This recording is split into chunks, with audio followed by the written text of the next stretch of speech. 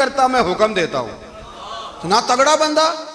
جنگ قادسیہ کے لیے حضرت سعد بن ابی وقاص کو بھیجا. فتوح شام پڑھ کے دیکھیں. حضرت عمر بڑے پریشان ہیں, اتنے دن ہو گئے کوئی رپورٹ ہی نہیں آئی. اب تو موبائل ہے نا, ایک ایک منٹ کی رپورٹ لیں آپ, بلکہ آپ ایک منٹ کی فوٹو لیں. آپ رپورٹ تو دور رہ گئی.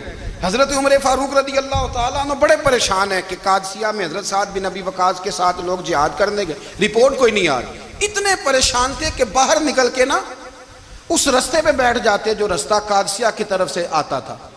جو بھی آتا جاتا پوچھتے جنگ کے کیا حالات ہیں. ادھر جب اللہ نے فتح دے دی نا تو حضرت سعد بن ابی وقاص رضی اللہ تعالیٰ عنہ نے ایک قاصد کو خط دے کے بھیجا. کہنے لگے عمر کے پاس جاؤ, انہیں اطلاع دو کہ الحمدللہ اللہ نے اسلام کو فتح عطا کر دی.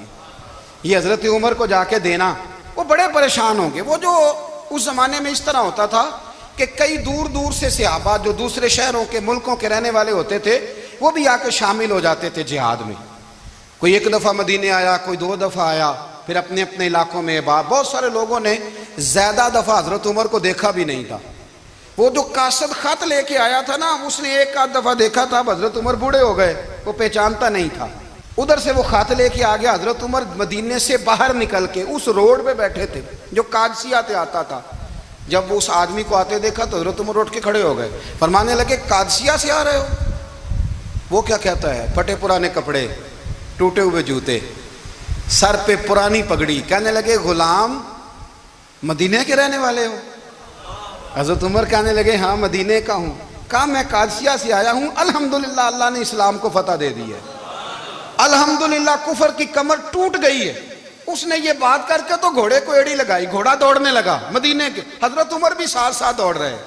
فرمانے لگے اچھا بتاؤ خالد بن ولید کا کیا حال ہے؟ تھوڑا آگے جا کے فرمانے لگے اسامہ بن زید کیسے ہے؟ وہ کہتے ہیں ٹھیک ہے. پھر اس نے اور گھوڑا, عمر ساتھ ساتھ دوڑ رہے ہیں, ساتھ ساتھ. 24 لاکھ مربع میل کا حکمران, ایک جوتا پیر سے نکل گیا, عمر دوڑ رہے ہیں. آگے جا کے پوچھتے ہیں سعد بن ابی وقاص کا کیا حال ہے؟ کہ حضور وہ بھی ٹھیک ہے.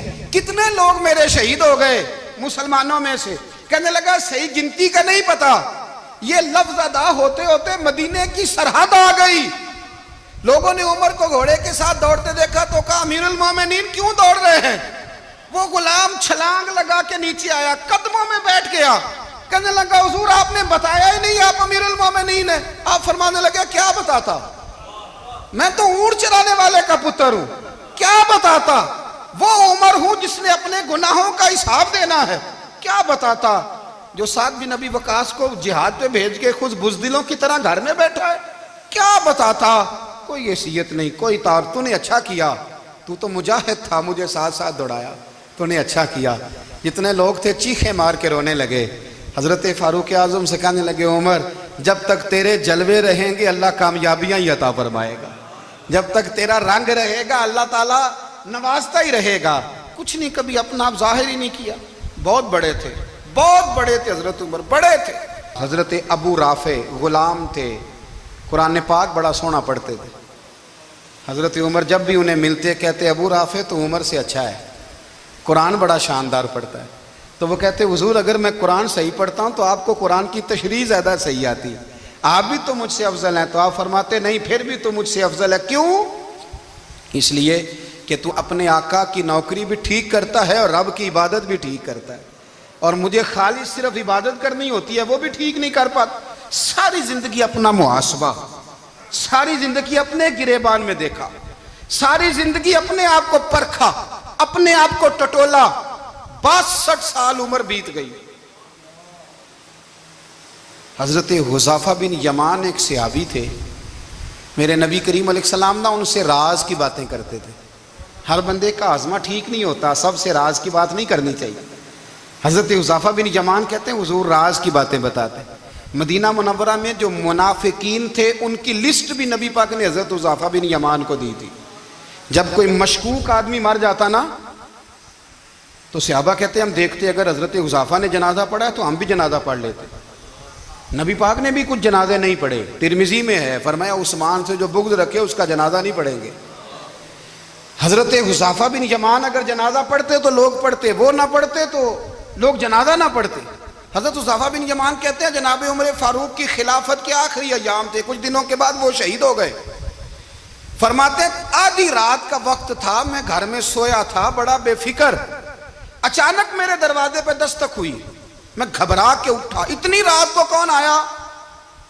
کہتے ہیں قربان جاؤں، دروازے پہ گیا تو امیر المومنین فاروق اعظم دروازے پہ۔ میں نے کہا عمر کوئی حکم تھا تو مجھے بلا لیتے۔ کہنے لگے میں نا امیر بن کے نہیں آیا، تیرا ویر بن کے آیا ہوں۔ امیر المومنین کی حیثیت سے سرکاری کام سے بلاتا تو وہاں بلاتا، مجھے ایک ذاتی کام پڑ گیا۔ کہتے ہیں میں نے عمر کو گھر کی اندر بلا کے چارپائی پہ بٹھایا، میں نے کہا حضور میں غریب آدمی میں کیا آپ کے کام آ سکتا ہوں؟ تو کہتے ہیں انہوں نے نا مجھے ساتھ بٹھا لیا، پھر میرا ہاتھ پکڑ لیا، کہنے لگے تو عمر کو جانتا ہے؟ عمر جھوٹ نہیں بولتا۔ تو جانتا ہے؟ عمر وعدوں کا پکا ہے۔ کہا حضور جانتا ہوں۔ کہا میں اس وقت آیا ہوں جب دیکھ بھی کوئی نہیں رہا۔ حضرت حذیفہ بن یمان کہتے ہیں پریشان ہو گیا، حضور پہلیاں نہ بجھوائے، مہربانی کریں بتائیں کدھر آئے ہیں؟ تو حضرت عمر فاروق فرمانے لگے 62 سال کا ہو گیا ہوں، 63 میں چل رہا ہے، داڑھی سفید ہو گئی ہے، پھل پک گیا، اٹھ فریدہ ستیا، داڑھی آ گیا ہی پور، اگا نیڑے آ گیا ہی، پیچھا رہ گیا ہی دور، اب قبر اشر کا معاملہ صاف نظر آنے لگا ہے۔ کہا حضور مجھ سے کیا چاہتے ہیں؟ حضرت عمر رو پڑے، کہنے لگے آج میں عشاء کے بعد نکلا ہوں تو نبی پاک کے صحابہ مجھے نیک کہہ رہے تھے، پھر میں نے بچوں کی ماں سے اور بچوں سے بھی پوچھا ہے، وہ بھی مجھ سے راضی ہیں، پر حذیفہ تیرے ساتھ نبی پاک راز کی باتیں کرتے تھے، سچ بتا کہیں عمر کا نام منافقوں میں شامل تو نہیں؟ سچ بتا ان منافقین میں تو شامل نہیں، کہیں اوپر سے تو نہیں سارا کچھ؟ حضرت حذیفہ بن یمان کہتے ہیں میں باپ کے مرنے پہ اتنا نہیں رویا جتنا عمر کے سوال پہ رویا۔ میں قدموں میں بیٹھ گیا، میں نے کہا نہیں عمر یہ تو میں نے نہیں سنا، لیکن یہ میں نے نبی پاک سے ضرور سنا ہے کہ میرے بعد اگر کوئی نبی ہوتا تو عمر ابن خطاب ہوتا۔ یہ میں نے اپنے کانوں سے سنا ہے کہ عمر جس گلی سے گزرے شیطان راستہ